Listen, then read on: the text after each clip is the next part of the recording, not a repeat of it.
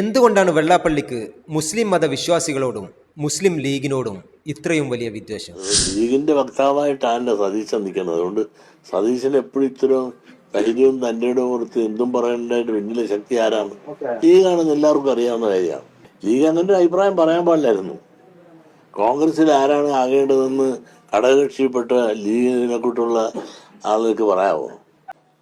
ലീഗിന്റെ ഭരണം ഇവിടെ വന്നു കഴിഞ്ഞാൽ ഈ രാജ്യത്ത് അരാജകത്വം വല്ലതും ഉണ്ടാകുമോ? ഇവിടെ മാറാട് എത്ര എണ്ണം ഉണ്ടാകും? മുഖ്യമന്ത്രി ആരാകണമെന്ന് ലീഗ് പറയണ്ട എന്ന് പറയാൻ മാത്രമൊന്നും വെള്ളാപ്പള്ളി നടേശൻ വളർന്നിട്ടില്ല. സ്വന്തം സമുദായത്തിന്റെ നേതൃസ്ഥാനം ചമയുന്ന ഇയാളെ തൂക്കി പുറത്തിട്ട കോടതി വിധി വന്നിട്ട് 1 മാസം തികയുന്നേയുള്ളൂ.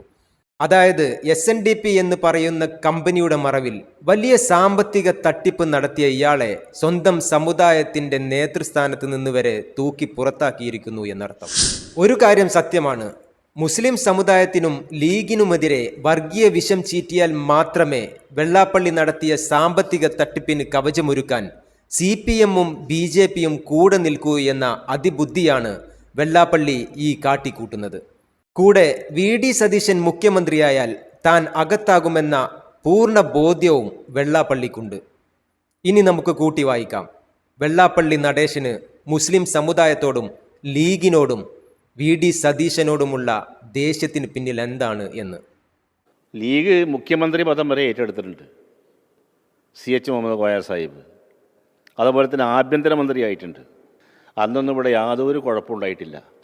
അതൊക്കെ അറിയാവുന്ന ആളാണ് ഈ വെള്ളാപ്പള്ളി നടേശൻ. എന്തോ വിറളി പൂണ്ടി അദ്ദേഹം പറയാണ്. അദ്ദേഹം പ്രതീക്ഷ കാര്യം നടക്കണില്ല. അദ്ദേഹം ഉദ്ദേശിക്കുന്ന ഗവൺമെൻറ് ഇവിടെ അധികാരത്തിൽ വരാൻ പോകുന്നില്ല. പിന്നെ പ്രതിപക്ഷ നേതാവിനെ നേരത്തെ തന്നെ രൂക്ഷമായിട്ട് വിമർശിക്കുന്ന ആളാണ് അദ്ദേഹം. ഞങ്ങൾക്കറിയാതെ ഞങ്ങളെ പ്രഗത്ഭനായ പ്രതിപക്ഷ നേതാവാണ്. ഇവിടെ ഒരു മാറാടും ഉണ്ടാകാൻ പോകുന്നില്ല.